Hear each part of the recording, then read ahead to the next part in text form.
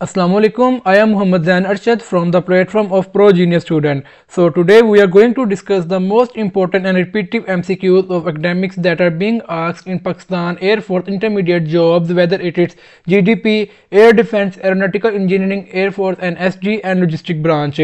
Pakistan air force की intermediate base पे jobs आती हैं, चाहे वो कोई भी ब्रांच हो, उनके अंदर जो मोस्ट इंपॉर्टेंट और रिपीटिव जो एमसीक्यूज आते हैं ये वो एमसीक्यूज हैं। ये सारे एमसीक्यूज जो हैं पास पेपर से कलेक्ट किए गए हैं और इंशाल्लाह आपको भी बहुत हेल्प आउट होंगे। तो चलिए शुरू करते हैं।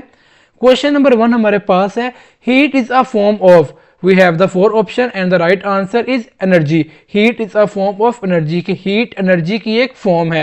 आपको इसके रिलेटेड और भी क्वेश्चन आ सकते हैं कि हीट के जो है मेथड्स क्या हैं ट्रांसफर होने के, कि हम कहते हैं कि हीट जो है वो एनर्जी की ट्रांसफॉर्म है, एनर्जी जो होती है वो तो एक जगह से दूसरी जगह ट्रांसफर होती है। तो हीट के मेथड्स क्या हैं? तो heat transfer happen through conduction, conduction के थ्रू हीट ट्रांसफर होती है, कन्वेक्शन एंड रेडिएशन, कि इन 3 मेथड्स के थ्रू हीट क्या होती है, one point to another point transfer होती है। क्वेश्चन नंबर 2 हमारे पास है, they have to dash the match. तो हमने यहाँ पर राइट ऑप्शन जो है वो चूज करना है, तो we have the right option, option number B, they have to win the match, उन्हें मैच जीतना है। तो हमारे पास इसके रिलेटेड और भी क्वेश्चन आ सकते हैं आपको कि हैव टू हमने क्यों यहाँ पर यूज किया, क्यों हैव टू जो है वो नेसेसिटी को, कंपल्सन को यहाँ पर एक्सप्रेस कर रहा है, that's why we have use have to. Question number 3 हमारे पास है, which device is use to change the voltage level in AC circuit, कि कौन सी डिवाइस है जो कि वोल्टेज लेवल को चेंज करने के अंदर एसी सर्किट्स में यूज होती है। So we have the right option, option number B, transformer. Transformer ऐसी डिवाइस है जो कि हम यूज करते हैं एसी सर्किट्स के अंदर to change the voltage level. आपको इसके रिलेटेड और भी क्वेश्चन आ सकते हैं कि ट्रांसफार्मर जो होता है वो किस प्रिंसिपल के ऊपर वर्क करता है, किस बेस पे वर्क करता है। So we have the right answer, a transformer works on mutual induction, कि ट्रांसफार्मर जो होता है वो म्यूचुअल इंडक्शन के ऊपर वर्क करता है। और अपने यहाँ पर एक और पॉइंट यहाँ लिखा हुआ है कि ओनली वर्क्स विद एसी, तो आपने याद रखना है कि ट्रांसफार्मर जो होता है वो सिर्फ एसी के ऊपर वर्क करता है, डीसी के ऊपर वर्क नहीं करेगा। आपने देखा होगा कि आपके ट्रांसफार्मर जो लगे होते हैं वो बाहर खंभों के ऊपर लगे होते हैं, रोड के ऊपर लगे होते हैं, और वहां से डायरेक्ट आपके ग्रिड स्टेशन से 1100 केवी जो है वोल्टेज आ रहे होते हैं। आप उसको जैसे यूपीएस के साथ कनेक्ट नहीं कर सकते, क्यों? जो ट्रांसफार्मर होते हैं वो सिर्फ एसी के साथ ही वर्क करेंगे। क्वेश्चन नंबर 4 हमारे पास है, it gets very hot there in summer dash. So we have to write the right, so we have to choose the right option, so we have the right answer, does it not. वो कह रहा है कि it gets very hot there in summer, does it not, कि ये गर्मियों के अंदर बहुत ज्यादा गर्म हो जाता है, क्या ऐसा नहीं होता? आपको इसके रिलेटेड और भी क्वेश्चन आ सकते हैं कि हमने डज इट नॉट ही क्यों यूज किया, क्यों? कि tag question depend on the helping verb and tense, कि जो टैग क्वेश्चन होते हैं वो किस पे डिपेंड करते हैं, आपके हेल्पिंग वर्ब पे और आपका कौन सा टेंस चल रहा है उसके ऊपर। क्वेश्चन नंबर 5 हमारे पास है, which one is mainly use to oppose the flow of current, कि कौन सी ऐसी चीज है जो कि मेनली यूज की जाती है to oppose the flow of current, के करंट के फ्लो को अपोज करने के लिए। So we have the right answer, option number B, resistor. Resistor is the device that is being used to oppose the flow of current.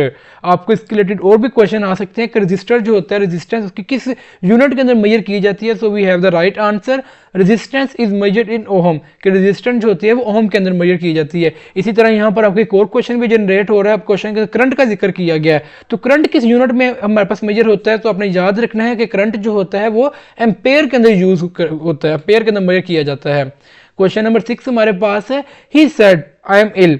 So we have to choose the right option of the indirect speech of their direct speech. So we have the right answer, option number B. He said he was ill. आपने यहाँ पर note किया कि यहाँ पर क्या क्या changings आई हैं। यहाँ पर जो था हमारे पास एम जो था वो was में चेंज हो गया, डायरेक्ट स्पीच के अंदर वहां पर एम था, तो आपने याद रखना है कि जो एम होगा वो किसमें चेंज हो जाएगा, वॉज के अंदर। आपने इसके रिलेटेड और भी क्वेश्चन आ सकते हैं। आपने एक चीज याद रखनी है कि जो प्रेजेंट टेंस होगा ना वो हमेशा पास्ट टेंस में चेंज होगा, जैसे यहाँ पर एम वॉज में चेंज हो गया। अगर यहाँ पर फ्यूचर होता है फिर हमारे लिए यहाँ पर सिनेरियो बिल्कुल डिफरेंट हो जाता।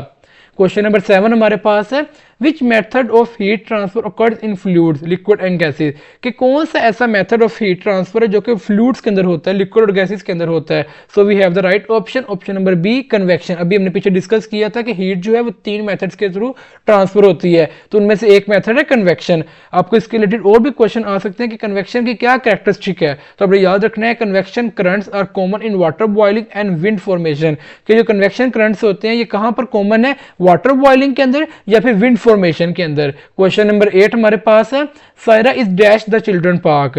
सो we have to choose the right option to put in the fill in the blank. So we have the right answer is option number B, Saira is in the children park. आपको इसके related और भी question आ सकते हैं कि हमने यहाँ पर इन ही क्यों यूज किया, ऑन क्यों नहीं यूज किया, एट क्यों नहीं यूज किया। तो आपने याद रखना है in is used for enclosed places, कि कोई भी ऐसी इनक्लोज्ड प्लेस का अगर जिक्र हो रहा होगा, किसी इनक्लोज्ड जगह का जिक्र हो रहा होगा, तो वहां पर हमने हमेशा इन यूज करना है। और अगर हम किसी चीज के अबव बात करें, किसी चीज के ऊपर बात करें, तो हमने वहां पर क्या यूज करेंगे, ऑन। ये भी आपने साथ साथ कंपैरेटिवली जाना, क्योंकि कोई भी क्वेश्चन वहां पर आ सकता है। क्वेश्चन नंबर 9 हमारे पास है, Ampere's law is written as, कि एम्पेयर लॉ को कैसे लिखा जाता है। So we have the right option, option number A, B D L is equal to U not L. आपको इसके रिलेटेड और भी क्वेश्चन आ सकते हैं कि एम्पेयर लॉ जो होता है वो क्यों यूज किया जाता है, किसको कैलकुलेट करने के लिए यूज किया जाता है, इसकी क्या कैरेक्टरिस्टिक है। तो आपने याद रखना है, Ampere's law is used to calculate magnetic field for current carrying conductor, कि एक मैग्नेटिक फील्ड जो कि करंट कैरिंग कंडक्टर के अराउंड होती है, उसको कैलकुलेट करने के लिए एम्पेयर्स लॉ यूज किया जाता है। क्वेश्चन नंबर 10 हमारे पास है, English is spoken all over dash word. आपने यहाँ पर इन ऑप्शन में से राइट ऑप्शन चूज करना है जो कि फिल इन द ब्लैंक के अंदर सूटेबल हो। So we have the right option, option number B, English is spoken all over the world. आपको इसके रिलेटेड और भी क्वेश्चन आ सकते हैं कि हमने यहाँ पर दाई क्यों यूज किया, यहाँ पर हमने ए या एन क्यों नहीं यूज किया। तो यहाँ पर हमने तीन कॉन्सेप्ट याद करने हैं कि ये तीनों हमारे पास आर्टिकल हैं। ए कहाँ पर यूज करते हैं, जहाँ पर कॉन्सोनेंट्स होते हैं, कॉन्सोनेंट्स के लिए हम यूज करते हैं ए। एन कहाँ पर यूज करते हैं, जहाँ पर वॉल्स आ जाते हैं, वॉवल्स जहाँ पर आ जाते हैं वहां पर हम क्या यूज करते हैं, एन। और द कहाँ पर यूज करते हैं, किसी भी सिटी, कंट्री या मोस्टली किसी भी यूनिक नाउन के साथ हम क्या यूज करते हैं, the.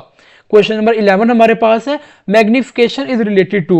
So we have the right option, option number C, both lens and mirrors. की मैग्निफिकेशन जो होती है वो लेंस से भी रिलेटेड होती है और मिरर से भी रिलेट करती है। आपको इसके रिलेटेड और भी क्वेश्चन आ सकते हैं कि मैग्निफिकेशन जो होती है इसकी रेशियो क्या होती है। तो हमें याद रखना है, magnification is the ratio of image height to object height, कि मैग्निफिकेशन जो है उसको किस तरह डिफाइन किया जाता है कि it is the ratio of image height to object height. Question number 12 हमारे पास है, dash the policeman the thief ran away. So we have to choose the right option to that fill in the blank. So we have the right answer, option number B, having seen the policeman the thief ran away, कि जैसे ही उसने policeman को देखा चोर जो था दूर भाग गया। आपको इसके रिलेटेड और भी क्वेश्चन आ सकते हैं कि हमने हैविंग सीन ही यहाँ पर क्यों यूज किया, टू सी, सीन, सीन क्यों नहीं यूज किया। तो अपने याद रखना है, having scene shows one action completed before another, कि उसने बताया हैविंग सीन ने कि भाई एक एक्शन कंप्लीट हो चुका है। आपने पास्ट प्रेजेंट परफेक्ट टेंस के अंदर आपने नोट किया होगा, हमारे पास कौन सा होता है, हैज, हैव। और प्रेजेंट परफेक्ट टेंस क्या बताता है कि जो काम कंप्लीट हो चुका होता है। तो आपका यहाँ पर हैविंग सीन बता रहा है कि भाई एक काम कंप्लीट हो चुका है, देन दूसरा स्टार्ट हुआ है, कि उसने पहले पुलिसमैन को देख लिया, देन वो भाग गया। क्वेश्चन नंबर 13 हमारे पास है, which lens has the higher power, कौन सा लेंस है जिसकी पावर हायर है। So we have the right option, option number A, 12 dioptre. 12 dioptre जो लेंस है उसकी पावर क्या है, हाई। आपके पास इसके रिलेटेड और भी क्वेश्चन आ सकते हैं कि आपने हायर डायप्टर जो है ये क्या शो करवा रहा है, 12 डायप्टर है, 1.2 डायप्टर है, बहुत सेम, मतलब आपके पास कोई भी नंबर आ जाता है। डायप्टर जो है यहाँ पर ये क्या शो करवा रहा है, तो हमने याद रखना है, dioptre mean shorter focal length, कि जितनी फोकल लेंथ शॉर्ट होगी उतने डायप्टर ज्यादा होंगे। Basically shorter dioptre focal length को शो करवा रहे हैं। तो अपने इसका याद रखना है कि जितने फोकल लेंथ कम होगी उतना डायप्टर ज्यादा होगा, उतनी पावर क्या होगी, हाई होगी। ये आपस में इनका क्या है, इनवर्स रिलेशन है। क्वेश्चन नंबर 14 हमारे पास है, masculine of mare is. So we have the right option, option number B, horse. Masculine of mare is horse. आपको इसके रिलेटेड और भी क्वेश्चन आ सकते हैं कि मेयर हम किसे कहते हैं, मेयर हम कहते हैं फीमेल हॉर्स को, और स्टैलियन या हॉर्स ये किसे कहते हैं, मेल को। अभी आपने देखा होगा कि ये नई जो पीएसएल के अंदर टीम बनी है, वहां पर हमारे पास सियालकोट स्टैलियन के नाम से उन्होंने टीम का नेम सजेस्ट किया है, तो वहां पर स्टैलियन किसे कहते हैं, मेल हॉर्स को। क्वेश्चन नंबर 15 हमारे पास है, Einstein received Nobel prize 1921 for, कि आइंस्टाइन को जो 1921 में नोबेल प्राइज मिला था वो किस लिए मिला था। So we have the right option, option number B, photo electric effect. Einstein received Nobel prize 1921 for photo electric effect. आपको इसके रिलेटेड और भी क्वेश्चन आ सकते हैं कि how photo electric effect help in our daily life. So we have the right answer, photo electric effect help prove the concept of photon. अब photons क्या होते हैं, आपने याद रखना, लाइट पार्टिकल्स। लाइट पार्टिकल्स हम क्या कहते हैं, फोटोन। क्वेश्चन नंबर 16 हमारे पास है, where is your diary. So we have the right answer, option number B, there is on the chair. क्या आपने से क्वेश्चन किया है, वेयर इज योर डायरी, तो हमने उसका सूटेबल आंसर इंग्लिश के अंदर बताना है कि there is on the chair, कि वो कहां पर है, चेयर के ऊपर है। आपको इसके रिलेटेड और भी क्वेश्चन आ सकते हैं। यहाँ पर डायरी क्या है, डायरी की हमारे पास क्या है, सिंगुलर है, सो हमने क्या यूज किया, इज। ये हमारे पास टेंस कौन सा, ये भी आपको क्वेश्चन आ सकता है, सिंपल प्रेजेंट सिंपल टेंस है। क्वेश्चन नंबर 17 हमारे पास है, work done in a closed path is. हमारे पास राइट ऑप्शन है ऑप्शन नंबर सी 0, कि किसी भी क्लोज्ड पाथ के अंदर जो वर्क डन होगा वो क्या होगा, 0।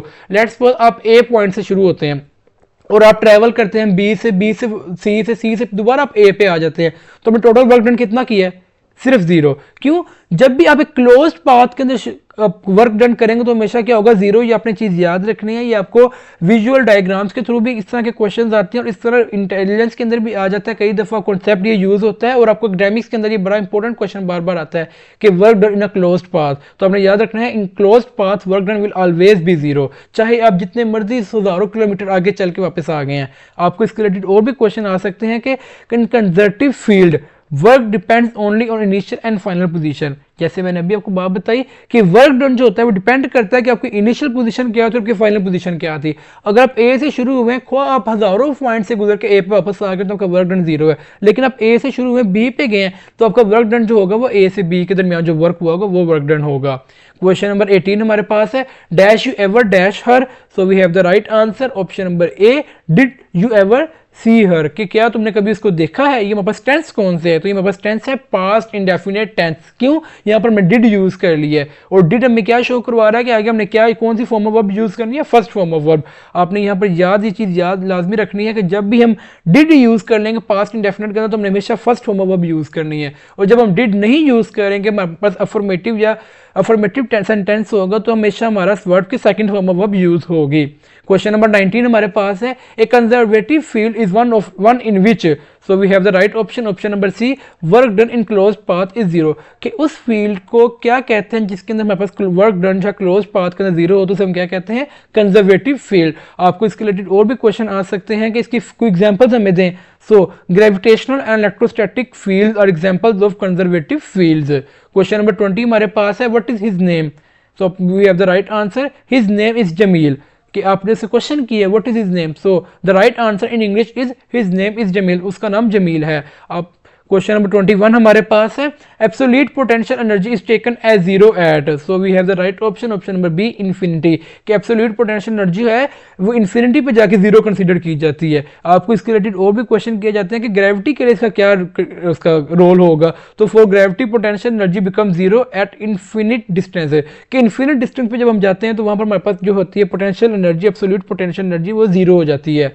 क्वेश्चन नंबर 22 हमारे पास है, I dash swim if I learned, so we have the right answer to fill our blank is option number B, was able to, if I was able to swim if I learned, कि मैं swim करने के काबिल होता if I learned, अगर मैंने सीखा होता।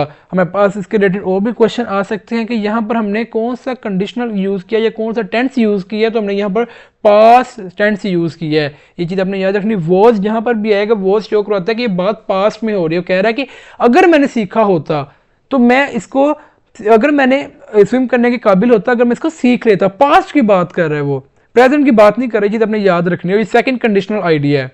क्वेश्चन नंबर 23 हमारे पास है, when force is parallel to the motion of a body work done is, so we have the right option option number C, maximum, कि जब फोर्स आपकी जो है वो मोशन ऑफ द बॉडी के पैरेलल होगी तो आपका वर्क डन जो है वो मैक्सिमम होगा।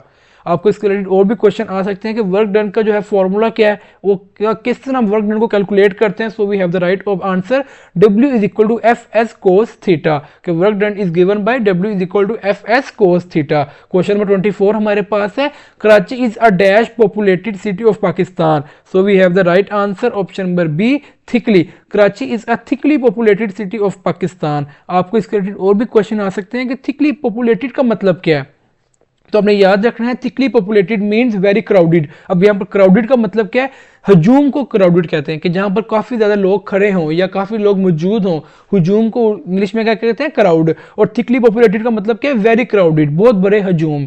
क्वेश्चन नंबर 25 हमारे पास है, heat required to increase temperature by 1 kelvin is called, के we have the right answer option number B, specific heat, कि हीट रिक्वायर, कि कोई भी हीट रिक्वायर होती है तो it increase temperature by 1 kelvin, तो हम क्या कहते हैं, स्पेसिफिक हीट। आपको इसके रिलेटेड और भी क्वेश्चन आ सकते हैं कि specific heat tells us what, specific heat हमें क्या बताती है, क्या इंफॉर्मेशन देती है, तो आपने याद रखना है, specific heat tales how much heat is needed per unit mass पर डिग्री राइस। क्वेश्चन नंबर 26 हमारे पास है similar word of occasional is, कि ओकेजनल का सिमिलर वर्ड क्या है, उसका सिनोनिम क्या है। तो मेरे पास राइट ऑप्शन है ऑप्शन नंबर बी रेयर। आपको इसके रिलेटेड और भी क्वेश्चन आ सकते हैं कि ओकेजनल का मीनिंग क्या है। तो हमने याद रखना है कि कोई भी चीज़ जो हैपनिंग सम टाइम, कभी कभार होती है, जैसे हम कहते हैं ना इट हैपन्स रेयरली, ये कभी कभी होता है, तो इसको ओकेजनली का मतलब क्या होता है, जो कभी कभी चीज़ होती है। तो इसका सिनोनिम हमारे पास क्या आ जाएगा, रेयर। क्वेश्चन नंबर 27 हमारे पास है splitting a vector into two components is called, कि किसी भी एक वेक्टर को दो कंपोनेंट्स के अंदर, किसी भी एक वेक्टर को दो कंपोनेंट्स के अंदर अगर हम उसको स्प्लिट कर देते हैं उसको क्या कहेंगे। So we have the right answer option number C resolution, के resolution is called splitting a vector into two components. आपको इससे रिलेटेड और भी क्वेश्चन आ सकते हैं कि रेजोल्यूशन जो होती है कहाँ यूज की जाती है। तो it is used heavily in forces and motion problems, कि ये फोर्सेस और मोशन प्रॉब्लम्स के अंदर यूज की जाती है। क्वेश्चन नंबर 28 हमारे पास है sit in the car dash to see me. So we have the right answer to fill our blank is A. Option number A tell us that sit in the car as soon as you see me, कि car में बैठ जाना जैसे ही तुम मुझे देखो। आपको इसके रिलेटेड और भी क्वेश्चन आ सकते हैं कि as soon as यहाँ पर क्या शो करवा रहा है। तो as soon as जो हमें करवा रहा है इमीडिएट टाइम शो करवा रहा है, कि फौरन बैठ जाना, जैसे तुम मुझे कार के अंदर देखो तो फौरन कार के अंदर बैठने की करना। क्वेश्चन नंबर 29 हमारे पास है mercury is use as thermometric material because it has, कि मर्करी जो है वो थर्मोमीटर के अंदर हम यूज़ करते हैं, तो उसके अंदर क्या ऐसा होता है कि जिसकी बेस पे हम उसको थर्मोमीटर के अंदर यूज़ करते हैं। तो we have the right option option number D all of these. उसके अंदर यूनिफॉर्म एक्सपेंशन भी होती है, वो ग्लास के साथ वेट भी नहीं होता, उसका बॉइलिंग पॉइंट भी क्या होता है, हाई। ये तीन कैरेक्टरिस्टिक्स उसके अंदर होती हैं, that's why we use it as thermometric material.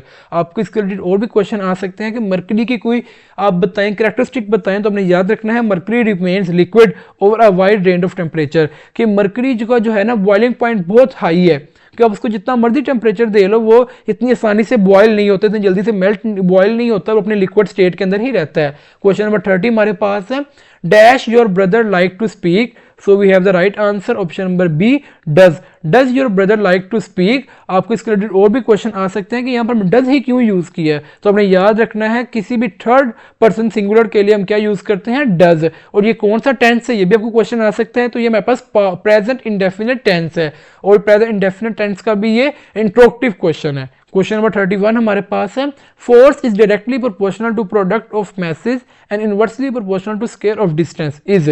So we have the right answer option number B gravitational law. Gravitational law is a force that is directly proportional to the product of masses and inversely proportional to the square of the distance between them. आपको इससे related और भी question आ सकते हैं कि Newton law of gravitation जो है उसका फॉर्मूला बताएं। तो आपने याद रखना है Newton law of gravitation is given by F is equal to G m1 m2। m1 और m2 का प्रोडक्ट क्या है, जैसे वो हमारे फॉर्मूले के अंदर बताया गया कि directly proportional to m1 product of masses m1 and m2 and inversely proportional to the square of the distance. और यहाँ पर क्या है, डिस्टेंस, जो कि उसका इनवर्सली प्रोपोर्शनल है, कि जितना डिस्टेंस ज्यादा होगा उतनी फोर्स कम होगी, जितना डिस्टेंस ज्यादा होगा उतनी फोर्स कम होगी, जितनी फोर्स ज्यादा होगी उतना डिस्टेंस कम होगा। और जी यहाँ पर क्या ग्रेविटेशनल कांस्टेंट है। क्वेश्चन नंबर 32 हमारे पास है My father let me dash when I was young. So we have the right answer option number C do. My father let me do when I was young. आपको इसके related और भी question आ सकते हैं कि यहाँ पर let जो है, let हमने क्यों यूज किया, let क्या है। तो let takes base verb after it. So question number 33 हमारे पास है 1 किलोवाट इक्वल्स टू 1 किलोवाट किसके बराबर होता है। So we have the right option option number B 10⁻³ watt. As we have discussed in our physics book that prefixes exa peta tera giga mega kilo. So you have to learn them by on finger tips, के आपके finger tips पे वो prefixes हों कि आपको nano आ जाए, pico आ जाए, micro आ जाए, मैक्रो आ जाए, किलो आ जाए, कोई भी आ जाए तो फौरन की कन्वर्जन कर सकें। आपको इसके रिलेटेड और भी क्वेश्चन आ सकते हैं कि 1 किलो वाट किसके बराबर होगा। तो हमने याद रखना है 1000 वॉट्स के बराबर होगा। जैसे यहाँ पर क्वेश्चन दिया गया कि 10⁻³ क्या बता रहा है, 1000। क्वेश्चन नंबर 34 हमारे पास है he is making tea. So हमने इसका पैसिव वॉइस बताना है, तो मेरे पास राइट ऑप्शन है option number B tea is being made by him, कि ही इज मेकिंग टी का पैसिव वॉइस क्या होगा, tea is being made by him. आपने यहाँ पर दो चीज़ें याद रखनी है। सबसे पहले अपने टेंस को आइडेंटिफाई करना, टेंस कौन सा है। तो ये हमारे पास कौन सा टेंस है, ये हमारे पास टेंस है प्रेजेंट कॉन्टिन्यूस टेंस है। आपने ये चीज़ याद रखनी है कि पैसिव वॉइस के तीन रूल होते हैं, सब्जेक्ट ऑब्जेक्ट में कन्वर्ट हो जाएगा, ऑब्जेक्ट सब्जेक्ट में कन्वर्ट हो जाएगा, यूज ऑफ थर्ड फॉर्म होगा और हमेशा बाय का यूज होगा। टी हमारे पास यहाँ पर ऑब्जेक्ट था, पैसिव वॉइस में हमारे पास सब्जेक्ट हो गया, ही हमारे पास सब्जेक्ट था, पैसिव वॉइस में हमारे पास हिम हो गया, ऑब्जेक्ट हो गया, बाय का यूज कर लिया। यहाँ पर हमने वर्ब की फर्स्ट फॉर्म यूज की थी, लेकिन यहाँ पर हमने क्या यूज किया, थर्ड फॉर्म मेड, और यहाँ पर इसके साथ हमेशा बीइंग आ जाएगा कॉन्टिन्यूस के अंदर। क्वेश्चन नंबर 35 हमारे पास है, zeros between two significant figures are, so we have the right answer option number B always significant, कि किसी भी दो सिग्निफिकेंट फिगर्स के दरमियान जो जीरो होगा वो भी सिग्निफिकेंट होगा। आपको इसके रिलेटेड और भी क्वेश्चन आ सकता है, इसकी कोई एग्जांपल दें तो 3.07 हैज 3 सिग्निफिकेंट फिगर। अगर ये जीरो जो होता है 7 के बाद होता तो फिर ये नॉन सिग्निफिकेंट हो जाता, या 3 से पहले होता तब ये नॉन सिग्निफिकेंट हो जाता। क्वेश्चन नंबर 36 हमारे पास है, ओपन द डोर, इसकी पैसिव वॉइस बतानी है। अब अपने नोट किया होगा, यहाँ पर हमें टेंस का कोई आइडिया नहीं हो रहा ना, इसमें हैपनिंग अब यूज हो रहा, कैसे हम यहाँ पर लॉज लगाएंगे। सबसे पहले इसका राइट ऑप्शन आपने याद रखना है कि इसका राइट आंसर होगा let the door be open, open the door, let the door be open. अब इसकी रीजन क्या है कि हमने इसमें लेट क्यों यूज किया, इसमें हमने जो है था पैसिव वॉइस के जो थोड़े रूल से चेंज किए होंगे, तो हमने याद रखना है कि इंपेरेटिव पैसिव जो होते हैं ना, उनमें हमेशा लेट यूज करते हैं, बाद में ऑब्जेक्ट यूज करते हैं, प्लस बी प्लस वर्ब की थर्ड फॉर्म। इनका स्ट्रक्चर अगर आपको याद हो गया, आपको इनके रूल्स याद हो गए, तो आपको कोई भी क्वेश्चन आ जाए उसको सोल्व कर सकेंगे। क्वेश्चन नंबर 37 हमारे पास है, formula of work is, work का फॉर्मूला क्या होता है। So we have the right answer option number C, work is equal to F S. आपको इसके रिलेटेड और भी क्वेश्चन आ सकते हैं कि अगर इसमें एंगल आ जाए, तो जब एंगल आ जाएगा तो फिर ये हमारे पास बन जाएगा work is equal to F S cos theta. Question number 38 हमारे पास है, I went to meet you, a woman dash taught me how to drive. So we have the right answer option number B, who. I went to meet you, a woman who taught me how to drive. आपको इसके related और भी question आ सकते हैं कि यहाँ पर who क्यों यूज़ किया, तो हु हमेशा जो होता है वो पीपल के लिए यूज़ करते हैं, पीपल्स एज अ सब्जेक्ट, कि जब पीपल्स को रेफर कर रहे हो तो तब एज अ सब्जेक्ट जो है रेफर करने के लिए हु हम यूज़ करते हैं। क्वेश्चन नंबर 39 हमारे पास है, there is no zero error when zero of vernier scale is, कि कब जीरो एरर नहीं होगा, जब जीरो जो वर्नियर स्केल का वो क्या होगा, तो हमने याद रखना है is coinciding with the zero of the main scale, कि when the zero of the vernier scale is coinciding with the zero of the main scale then there will be no zero error, और अगर वहां पर कोई plus minus होगा then there will be zero error exist. आपको इसके related और भी क्वेश्चन आ सकते हैं कि जीरो एरर ऑकर कब होता है, वही बात है कि जब ये दोनों आपस में जा अलाइन नहीं करते, there should be any plus minus. Question number 40 हमारे पास है, we are going to picnic for dash. So we have the right answer option number B, weeks holiday, कि हम छुट्टियां अपने हफ्ते की छुट्टियां मनाने के लिए वहां पर जा रहे हैं। क्वेश्चन नंबर 41 हमारे पास है, the mass of a body is measured by, कि मैस ऑफ द बॉडी को किस तरह मेजर किया जाता है। So we have the right option option number B, physical balance, we can measure the mass of the body by physical balance. आपको इसके related और भी क्वेश्चन आ सकते हैं कि वेट को कैसे मेजर करते हैं। अगर मैस को हम फिजिकल बैलेंस से करते हैं तो हमने याद रखना है weight is measured by spring balance and mass by physical balance. Question number 42 हमारे पास है, व्हाई पीपल लर्न स्विमिंग, लोग स्विमिंग क्यों सीखते हैं। So we have the right answer option number A, to exercise and sports, exercise के लिए और स्पोर्ट्स के लिए लोग स्विमिंग सीखते हैं। आपको इसके रिलेटेड और भी क्वेश्चन आ सकते हैं कि स्विमिंग से हमें क्या बेनिफिट्स हासिल होते हैं, तो आपने याद रखना है इट इंप्रूव फिटनेस, हमें फिटनेस को इंप्रूव करते हैं और स्टेमिना, और हमारे स्टेमिना को इंप्रूव करता है। क्वेश्चन नंबर 43 हमारे पास है, the colour of bag dash B brown और ब्लैक। तो आपको मेरे पास right option option number B में, the colour of black bag में बी ब्राउन और ब्लैक, कि बैग का जो कलर है वो ब्राउन भी हो सकता है और ब्लैक भी हो सकता है। आपको इसके रिलेटेड और भी क्वेश्चन आ सकते हैं कि हमने यहाँ पर मे क्यों यूज़ किया, जैसे मैंने अभी बोला कि वो ब्राउन भी हो सकता है ब्लैक भी हो सकता है, तो मे क्या शो करवा रहा है, पॉसिबिलिटी, कि कोई भी पॉसिबिलिटी हो सकती है, ब्राउन भी हो सकता है ब्लैक भी हो सकता है। क्वेश्चन नंबर 44 हमारे पास है, which of this is a vector quantity. आपने इन चारों में से स्पीड, टाइम, डिस्प्लेसमेंट, मैस में से बताना है कि कौन सी वेक्टर क्वांटिटी है। So we have the right answer option number C, displacement, displacement is a vector quantity. अब आपको इसके रिलेटेड और भी क्वेश्चन आ सकते हैं कि वेक्टर क्वांटिटी कहते किसे हैं, होती कौन सी हैं, तो आपने याद रखना है vector quantities are those who have both magnitude and direction, कि वेक्टर क्वांटिटीज वो क्वांटिटीज होती हैं जिनके पास मैग्नीट्यूड भी होता है और डायरेक्शन भी होती है। क्वेश्चन नंबर 45 हमारे पास है 212 degree Fahrenheit is the upper fixed point of, so we have the right answer option number C Fahrenheit scale. जब भी डिग्री एफ आ जाए इसका मतलब क्या है, वो हम किस में मेजर कर रहे हैं, फेरेंटिक स्केल में। अगर यहाँ पर के आ जाए हम किस में मेजर कर रहे हैं, केल्विन स्केल में। अगर डिग्री सी आ जाए तो हम किस में मेजर कर रहे हैं, सेल्सियस स्केल में। आपको इसके रिलेटेड और भी क्वेश्चन आ सकते हैं कि वाटर का जो बॉइलिंग पॉइंट है स्टैंडर्ड प्रेशर पे वो क्या है, तो हमने याद रखना है 212 degree F is boiling point of water at standard pressure.